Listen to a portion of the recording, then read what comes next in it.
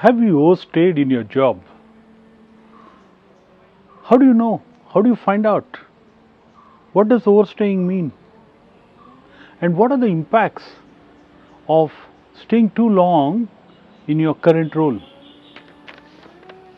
Let's jump in and find out what it means and how it impacts your career growth right now. 3, 2, 1.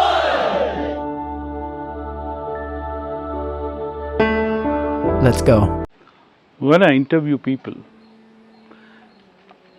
I look at the candidates in 3 stages of their career and the job.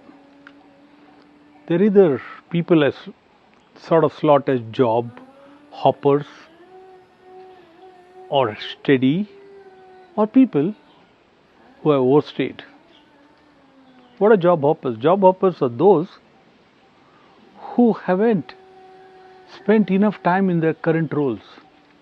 So I see people who are changing jobs every 1.5 to 2 years.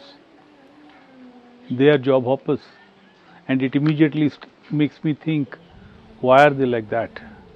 What is making them change jobs like this? Are they the ones who are somebody I can't rely on for the long run? Are they not steady? Are they somebody who is always unhappy with what they have? Are they the ones who always complain? And while I look at the ones who are, I call as overstayed, then I wonder why are they spent 6 years, 7 years in the same role? Of course they are good in their job because they spent so long, so they have got a lot of experience. But why have they not moved? Are they average and not very good? Is that why they didn't get any opportunities? All those thoughts come into my mind.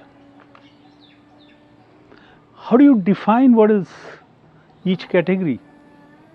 For me, like I said, 1.5 to less than 2 years to 1.5 is those who I would call as unsteady, unstable, job hopping guys. And the sweet spot where I call them as steady is the one who's between 3 to 5 years. Why 3 to 5 years? So for me, the ones who, the first 1 year or 1.5 years in a new role is the time when you spend it in learning. Just learning. Every time, you might be very good, but when you go to a new role, you need to learn about that function, about that stakeholders, about the people, how the dynamics. It could be the same company, new role, or some other company. But you need to invest the first 1 year in soaking like a sponge, learning, and by 1.5 years you should have gained some level of mastery. That's the time when a company has actually invested in you, in your learning. They are not getting as much from you as much as they're teaching you.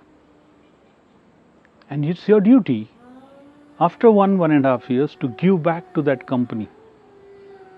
And the expectation would be that the next 1.5 years to 2 years, you're giving back to the company.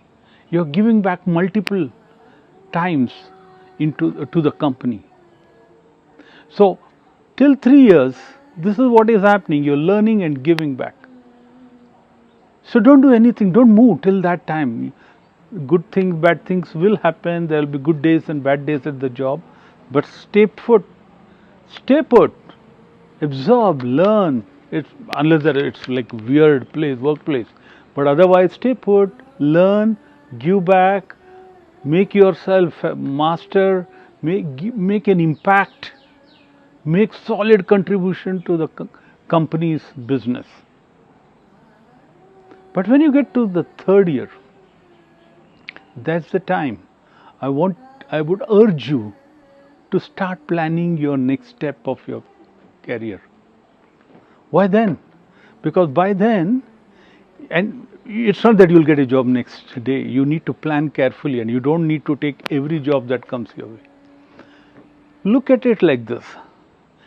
You will, hopefully, and like I urged in many of my earlier videos, have created a long-term goal for yourself. What do you want to be in 15, 20, 25 years time? Where do you see yourself? What's your goal? Your next growth or your next job role should be the one that takes you to that goal, that leads you to that goal. So that goal is important. Where you are, you know, so you need to take the next step. The next job role should be that which leads you there.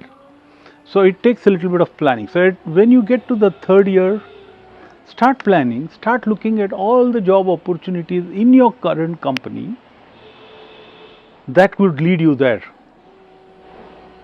And it's possible that such roles don't exist in your company, then look outside. But start looking for those roles, build your network, which you should have built long back, but start now finding out which ones can help you in getting to that role,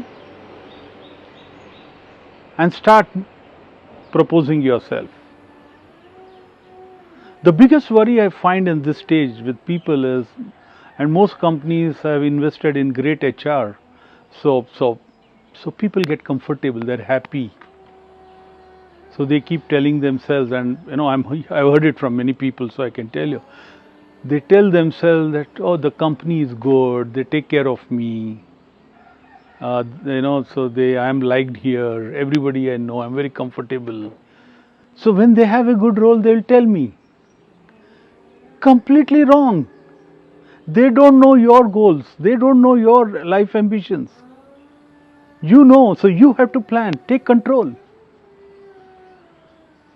Be cold and unemotional.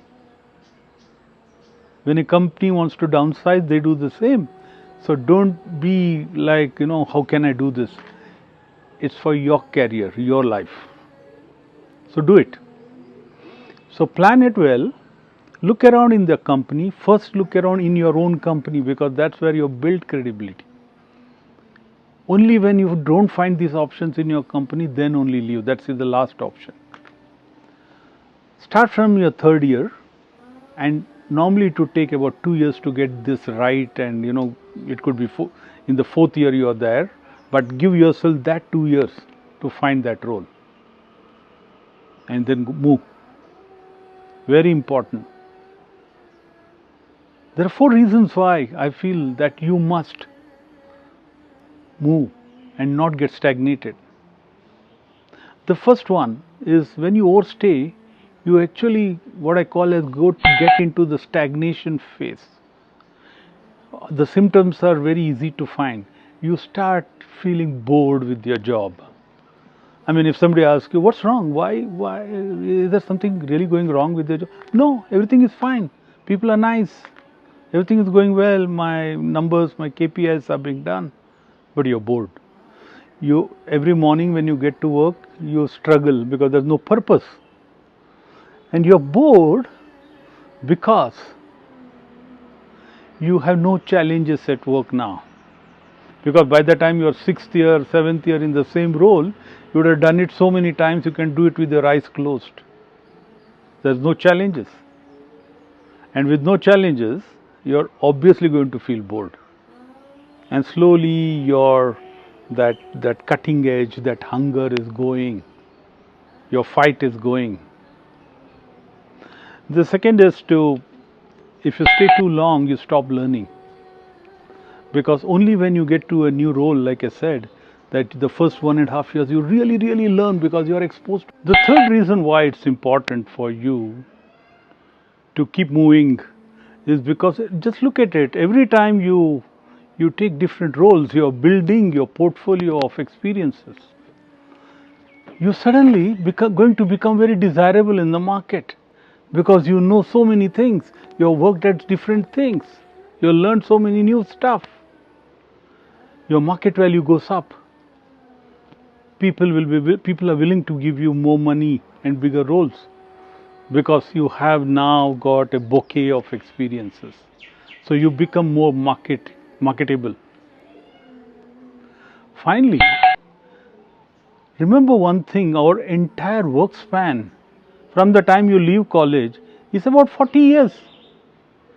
And in that 40 years, if you take 10 years in one role, you are left with no time to be where your goal is. And if your goal is to become an Indranui or any other idol that you have, how will you do it? You won't get time. You can't jump roles. You need to get experience in each role before you go to the next one. So you need to keep moving. You need to move every 3 to 5 years. That's the only way, because you have a lot of steps to go. Understand, there is no time. Don't stay in the comfort zone. Be cold and professional about it and move. I don't know what stage of your current job role are you in. And if you need some advice on what to do next, you can always send me an email. I'll put my email ID down below and we could start chatting on that. And maybe we'll find some headway for your next role. But it's important for you to be a little discomfort and uncomfortable once you get to the third year in the current role. So keep growing. All the best and stay unstoppable.